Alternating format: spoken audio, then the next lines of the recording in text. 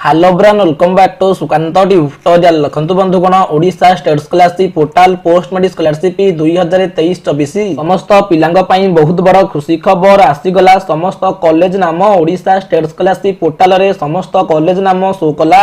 आपणक college नाम आसुची कि नाही, जदि आपणक कॉलेज नाम आसु नथिबो कोन करिवे से नै ए वीडियो माध्यम रे डिटेल्स आलोचना करिबा। तेनु समस्त वीडियो को शेष पर्यंत देखंतु एवं जे पिला माने वीडियो देखुचंती वीडियो को लाइक करिबा सहित जदि भी आपण माने प्रथम थर करी आम YouTube चैनल को व्यू करूछंती तो आम चैनल को सब्सक्राइब करी नोटिफिकेशन बटन को ऑल सेट कर दियंतु, जा फल रे कि स्कॉलरशिप को नै किछि भी अपडेट आसीबो सेटा आपण मानक पाखरे सर्वप्रथम पहुंची परिबो। आसंतु पिला माने वीडियो टी स्टार्ट करिबा।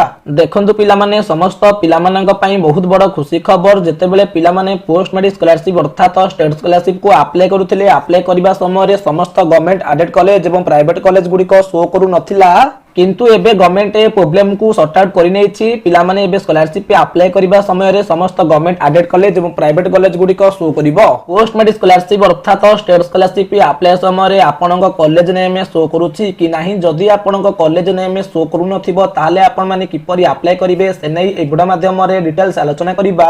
तेनु समस्त वीडियो को शेष पर्यंत देखंतु एवं जे पिला माने भी ए पर्यंत हम टेलीग्राम ग्रुप पे जॉइन होई नांती समस्त हम टेलीग्राम ग्रुप पे जॉइन होई जानतु, जार लिंक टा वीडियो डिस्क्रिप्शन बॉक्स रे अछि। से लिंक ऊपर क्लिक करिकि आपण माने हम टेलीग्राम ग्रुप पे जॉइन होई परिबे, नहले टेलीग्राम रे डायरेक्ट सर्च करंतु सुकांत ट्यूटोरियल जेमिति YouTube रो लोगो अछि सेम लोगो टेलीग्राम अछि। तारे पे क्लिक करिकि जॉइन हो जानतु। जॉइन होबा द्वारा सब प्रकार स्कॉलरशिप अपडेट सहित एजुकेशनल अपडेट सर्वप्रथम आपण माने हम टेलीग्राम ग्रुप माध्यम रे पाई परिबे। आसंतु पिला माने बे आलोचना करिबा जेते बेले पिला माने पोस्ट मेडिक स्कॉलरशिप अर्थात स्टेट स्कॉलरशिप को अप्लाई करूछंती।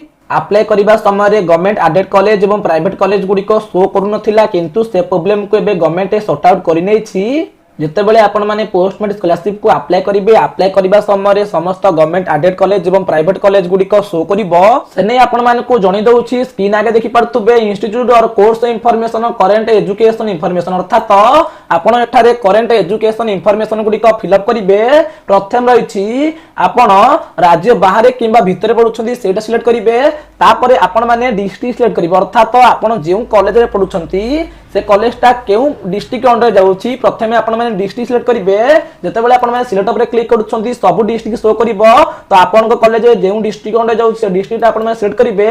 सिलेक्ट करबा परे नेक्स्ट आपण माने ब्लॉक सिलेक्ट करिवो अर्थात आपण जेउ कॉलेज रे पढुछंती से कॉलेज टा आपण माने जेउ डिस्ट्रिक्ट सिलेक्ट करछंती से डिस्ट्रिक्ट रो केउ ब्लॉक अंडर जाउछि ब्लॉक सिलेक्ट करिवे। जेते बेले आपण माने सिलेक्ट ऊपर क्लिक करूछंती से डिस्ट्रिक्ट अंडर रे जेते सारा ब्लॉक रहिछि सब ब्लॉक शो करूछि। तो आपण को कॉलेज जेउ ब्लॉक अंडर जाउछि आपण माने ब्लॉक सिलेक्ट करिवे। ब्लॉक सिलेक्ट करिया परे जेते बेले आपण माने इंस्टीट्यूट अर्थात कॉलेज ऊपर सिलेक्ट करूछंती सेते बेले दुईटी कॉलेज शो करूछि अर्थात आपण मानक एठा जणै दउछि से ब्लॉक अंडर रे जेते सारा government college government aided college एवं डिग्री कॉलेज गुडी थिबो से सब गुडी को शो करूथिबो, किंतु कोनोसी प्राइवेट कॉलेज अर्थात जेते सारा हाई सेकेंडरी स्कूल अर्थात प्लस 2 कॉलेज रहिला से सब गुडी को शो करू नथिबो। पूर्वरु केवल गवर्नमेंट कॉलेज ही शो करूथिला, गवर्नमेंट एडेड कॉलेज एवं प्राइवेट कॉलेज ता सहित डिग्री कॉलेज गुडी को शो करू नथिला, किंतु एबे केवल डिग्री कॉलेज गुडी अर्थात प्लस 3 कॉलेज गुडी को शो करूछि। हायर एजुकेशन डिपार्टमेंट रो निर्देश अनुसार ओडिशा स्टेट स्कॉलरशिप पोर्टल रे राज्य रे थिबा समस्त डिग्री कॉलेज गुडी को ऐड कर जायछि, जा फल कि पिला माने स्कॉलरशिप को अप्लाई करि परिबे।